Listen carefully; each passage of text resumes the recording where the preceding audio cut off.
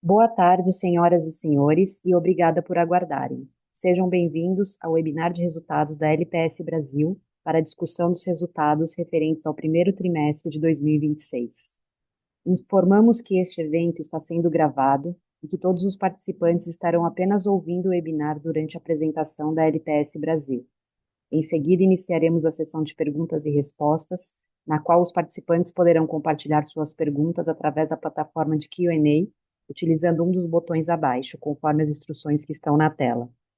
Para quem desejar acompanhar o webinar em inglês, é possível acompanhar a tradução simultânea através do botão que também está identificado abaixo. O link da apresentação neste idioma está disponível no chat. Antes de prosseguir, gostaríamos de esclarecer que eventuais declarações que possam ser feitas durante este webinar, relativas às perspectivas de negócios da LPS, projeções, metas operacionais e financeiras, constituem-se em crenças e premissas da administração da companhia. Considerações futuras não são garantia de desempenho e envolvem riscos, incertezas e premissas, pois se referem a eventos futuros e, portanto, depende de circunstâncias que podem ou não ocorrer. Investidores e analistas devem compreender que condições gerais, condições do setor e outros fatores operacionais podem afetar os resultados da companhia e podem conduzir a resultados que diferem materialmente daqueles expressos em tais condições futuras. Passarei a palavra para o diretor de Relações com Investidores, Ciro Naufel, para iniciar a teleconferência. Por favor, senhor Ciro, pode iniciar. Bom dia a todos, sejam muito bem-vindos à teleconferência de resultados da LPS Brasil. Participarão conosco nessa apresentação nosso vice-presidente Francisco Lopes Neto e nosso diretor financeiro Robson Paim. Para iniciarmos nossa teleconferência, gostaria de transmitir uma mensagem do nosso CEO, Marcos Lopes. Boa tarde a todos. Gostaria de agradecê-los pela presença em mais esta teleconferência da LPS Brasil. O ano de 2026 iniciou com maior cautela. Apesar do início do movimento da queda de juros, o nível das taxas seguiu elevado e o ritmo de flexibilização tem se mostrado mais lento do que inicialmente esperado, refletindo em grande parte as incertezas do cenário externo, especialmente relacionadas às tensões geopolíticas que continuam impactando o ambiente macroeconômico. Este contexto ainda impõe restrições relevantes às condições de crédito, postergando as decisões de compra da classe média. O segmento econômico segue desempenhando o papel central na dinâmica do mercado, ao lado do segmento de alto padrão, que seguem como principais vetores de atuação. A companhia tem atualmente 159 lojas no território brasileiro, tendo aberto 2 lojas próprias na Praça do Rio de Janeiro. Nesse primeiro trimestre, a Lopes participou do lançamento de 26 projetos, totalizando 4,6 bilhões de reais e gerando um volume intermediado de 2,5 bilhões de reais. O volume financiado na Credipronto foi de 1,4 bilhões de reais, incrementando a carteira da Joint Venture, que encerrou em 19,3 bilhões de reais no trimestre. Eu gostaria de destacar que a operação ganhou market share entre os bancos privados, tendo financiado 8,5% dessas operações, de acordo com os dados da BCIP. Estamos empenhados em manter nossa eficiência e excelência operacional, sempre focando na criação de valores para os nossos stakeholders. Eu passo agora a palavra para o Ciro Naufel, diretor de Relações com Investidores, e Francisco Lopes Neto, vice-presidente, para detalhar os resultados operacionais e financeiros do primeiro trimestre de 2026. Obrigado a todos. Obrigado, Marcos. Iniciamos então a apresentação de resultados da companhia. A partir dessa divulgação, estaremos apresentando os resultados de intermediação consolidados e unificando as operações próprias e franquias, de maneira a simplificar a apresentação de resultados. Começando pelos destaques do slide 4, com relação aos resultados operacionais, conforme já comentado pelo Marcos, a Lopes realizou o lançamento de 4,6 bilhões no primeiro trimestre de 2026, volume 11% maior do que em 2025. Destacamos aqui as operações de São Paulo, cujos lançamentos cresceram 53% em comparação ao primeiro trimestre de 2025, resultando em 2,9 bilhões de reais. A Credipronto originou no período 1,4 bilhão de reais, em volume financiado, incrementando a carteira, cujo saldo médio encerrou 19,3 bilhões de reais. O profit sharing do período foi de 11,8 milhões de reais, valor 48% superior ao do mesmo período do trimestre anterior. Já o EBITDA da companhia atingiu 13,7 milhões no primeiro trimestre de 2026, 6% maior que o primeiro trimestre de 2025. A margem EBITDA no trimestre foi de 27,9%. O lucro líquido consolidado antes do IFRS registrou um aumento de 16% no primeiro trimestre, totalizando 8,1 milhões de reais, 16% maior que no primeiro trimestre de 2025. Seguindo para o slide número 5, temos as informações dos lançamentos da Lopes no primeiro trimestre de 26. Nesse período, a Lopes participou de 26 lançamentos, totalizando 4,6 bilhões de reais no período, conforme mencionado nos destaques. As operações de São Paulo tiveram o maior volume de lançamentos, totalizando 64% do volume total. No mapa ao lado, mostramos os estados cujas operações tiveram lançamentos no primeiro trimestre deste ano. Dando sequência à apresentação do slide número 6, observamos o resultado das intermediações.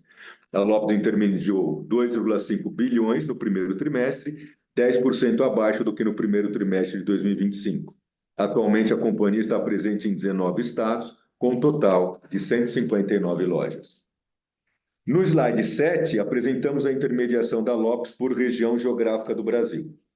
O estado de São Paulo intermediou 44% do volume trimestral, totalizando 1,1 bilhão, seguido pelo Rio de Janeiro, com 590 milhões. As outras regiões somadas representaram 803 milhões do volume total intermediado. No slide seguinte, de número 8, apresentamos a divisão das intermediações da Lopes entre mercado primário e secundário no primeiro trimestre de 2026.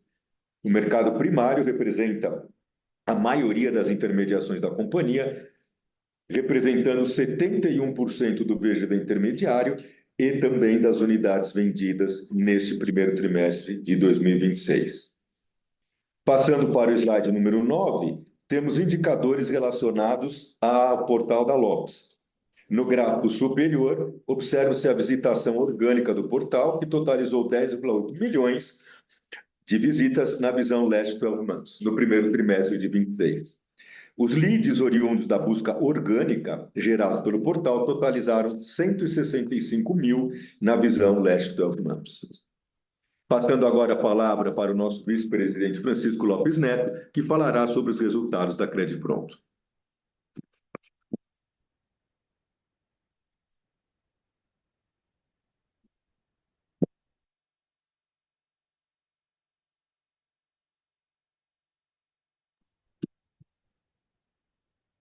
Obrigado, Ciro. Bom dia a todos. É um prazer estar aqui novamente para poder apresentar os resultados da Credipronto, que tem aqui crescido, tem gerado bastante valor para os acionistas, para a Lopes e para o Itaú, e o seu posicionamento se consolidando cada vez mais, e o trabalho incansável que nós temos feito aqui, onde a gente verifica, né, já no slide 10, o resultado um pouco disso, que nosso crescimento tem sido superior ao crescimento da média dos privados, onde a gente vê aqui no lado superior desse slide 10, que tivemos a oportunidade de crescer TRI contra TRI, 12%, ao passo que a média da BCIP dos privados foi um decréscimo e de 22%, e no mercado total, fazendo um comentário que não está aqui no slide, o mercado total, incluindo o Caixa e Banco do Brasil, ele vai mais ou menos estável, o TRI de 25 contra o TRI de 26, em aquisição, né, de 32 bi em 25 e 31 bi em 26. Então, a Caixa tem um papel relevante, e a nossa comparação aqui em termos relativos, a gente fica satisfeito, está apresentando esse crescimento de 12% TRI contra TRI. Na composição da carteira, é interessante citar que na fotografia 12 meses atrás, a carteira estava na faixa de 17,3 bi, e agora nós estamos aqui no final desse trimestre de 26, com 19,25, então é um crescimento aí de quase 2 bilhões nos últimos 12 meses, na fotografia 12 meses para trás. Então esse é o repositório que a gente vê acontecendo, há uma aquitação naturalmente pelo mercado, as amortizações, e a gente vai originando, e essa originação que a gente está aí nessa faixa de 1,4 bilhão por trimestre, vai repondo as quitações que saem da carteira. Nós temos aqui no slide seguinte esse volume, né, que se a gente multiplica 1,4 trilhões por 4, a gente estaria num run rate ano de 5,75 bi, o que significaria um crescimento em relação ao ano passado de mais de 25%. Não estamos dando guidance, mas é uma conta aritmética do run rate da companhia para 12 meses, sim, se colocando o trimestre agora passado de 1,4, 1 bilhão 436 milhões originado no primeiro trimestre. Em termos de profit sharing, nós podemos ver no slide número 12 que o resultado desse crescimento, né, ele se reflete no final ao resultado líquido da companhia, onde a gente tinha reportado no primeiro trimestre de 25 um resultado acumulado da associação de 17,6 bilhões de reais no trimestre, e nesse trimestre agora em 26, 24,6 milhões de reais, um crescimento de tri contra tri de 40% no resultado líquido. E aqui do lado direito a gente tem a composição do que vai para o nosso resultado desse balanço, os meses de dezembro, janeiro e fevereiro, que 3,6 milhões de dezembro e janeiro e 4,6 em fevereiro, já março reportando aqui, não entra no cálculo do nosso resultado, mas já reportando aqui 4,1 milhões de reais, que é superior ao mesmo período de 25. Então, a gente está aqui buscando crescer cada vez mais, como disse, é um trabalho incansável, e a gente vê que está conseguindo posicionar a Crédito Pronto numa visão muito voltada ao cliente, eficiência, tempo e ampliação dos canais e parcerias, e aqueles que estão dentro da cadeia de resultado de uma venda imobiliária, a Crédito Pronto sempre se posicionando num momento de estar onde a transação está acontecendo. Então, esses são os meus comentários aí sobre os resultados. Agradeço aí a presença de todos e nos vemos aí no resultado seguinte, do próximo trimestre. Boa tarde. Vou passar de volta a palavra ao Ciro Nafo, que fará os comentários sobre os resultados financeiros. Obrigado.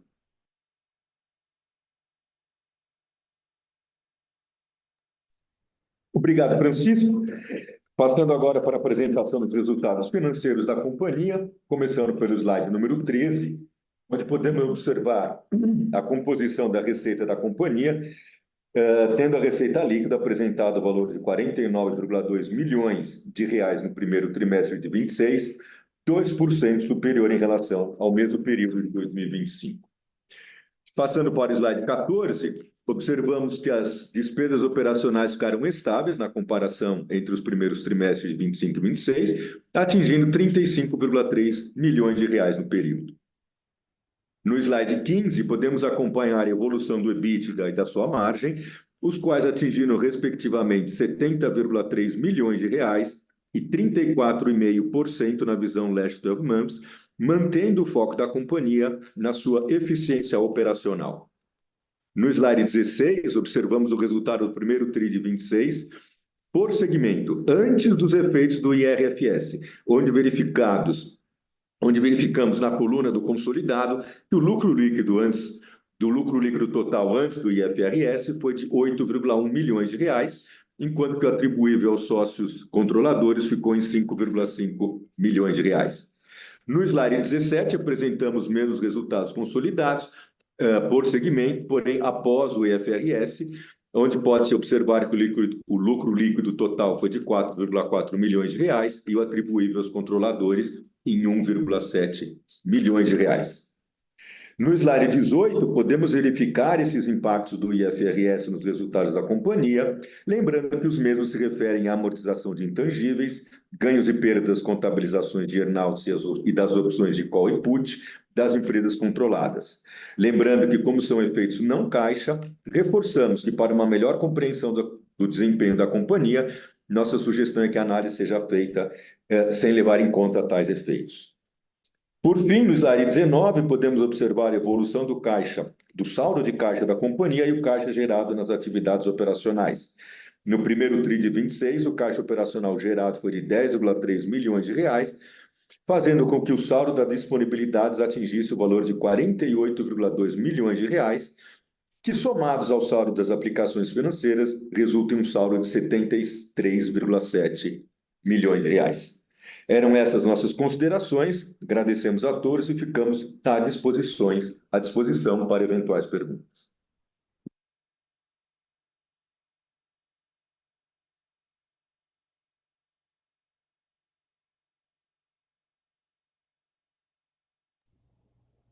Senhoras e senhores, iniciaremos agora a sessão de perguntas e respostas. Para fazer uma pergunta, por favor, utilize a plataforma de Q&A conforme ícone abaixo da tela. Por favor, aguardem enquanto coletamos as perguntas.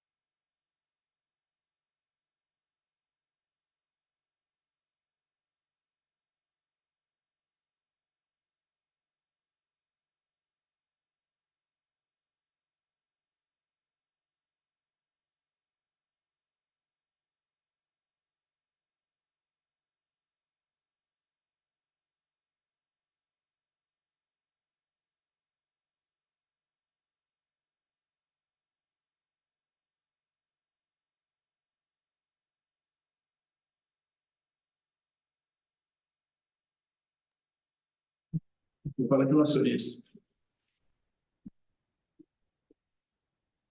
Pessoal, a gente recebeu algumas perguntas aqui, fizemos uma seleção. A primeira dela comenta sobre o ano de 2025. Então, vamos lá. 2025 foi um ano pujante em vendas, mas agora o custo de financiamento tem acompanhado mais rápido a Selic. Você sente alguma diferença no primeiro TRI de 26 frente ao que foi no primeiro TRI de 25? Vou passar para o Francisco responder a pergunta. E aí temos uma segunda também, acho que ele vai já responder as duas. Se pudessem atribuir motivos para a Crédito Pronto continuar crescendo em movimento contrário à retração do setor, conforme a BCIP, quais seriam? Obrigado, Gabriel. Eu acredito que nós estamos verificando uma oportunidade para o comprador, uma vez que a taxa efetiva do financiamento ela está estável nesse primeiro trimestre. Houve até em alguns pequenos segmentos uma queda pequena até de alguns bips, 10 bips, em alguns setores, mas no setor que a gente está mais posicionado, ela está estável. Então, e há até uma coisa que a gente percebe favorável ao comprador, que você financia durante 30 anos fixos, sem nenhum tipo de penalidade para o pré-pagamento, onde você está financiando por uma taxa de 12,10, 12,20, tudo incluído, 12,30, dependendo do segmento do como você se enquadra, no ambiente onde a Selic está 14,50.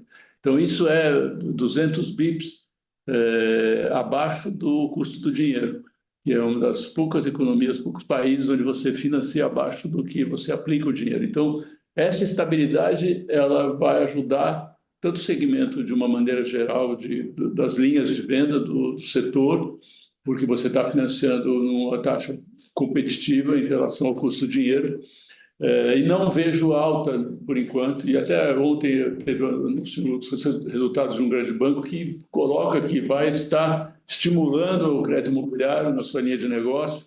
Então, é um segmento que eu, como sempre gosto de falar, o crédito imobiliário é um segmento muito saudável, ele funciona muito bem, ele tem uma inadimplência baixa, ele tem o sistema de amortização constante que ajuda o mutuário aí tendo uma pequena queda ao longo do tempo da sua prestação. Então, é um sistema muito saudável e crescente e com espaço para crescer. Então, a segunda parte da pergunta, por que a gente tem crescido, é porque há o espaço para crescer, a gente está aprimorando cada vez mais as nossas formas de atuação, a capilaridade, a nossa maneira de estar muito presente onde a transação acontece, a gente está muito em linha com os players, olhando tudo que acontece e estamos com a nossa força de venda e a sensação de servir, conseguindo trazer resultados em que a gente incansavelmente vai buscando crescer a cada mês, a cada trimestre e gerar valor para os dois acionistas, o Lopes para o Itaú. Estamos satisfeitos com essa trajetória e buscando crescer mais à frente cada vez mais.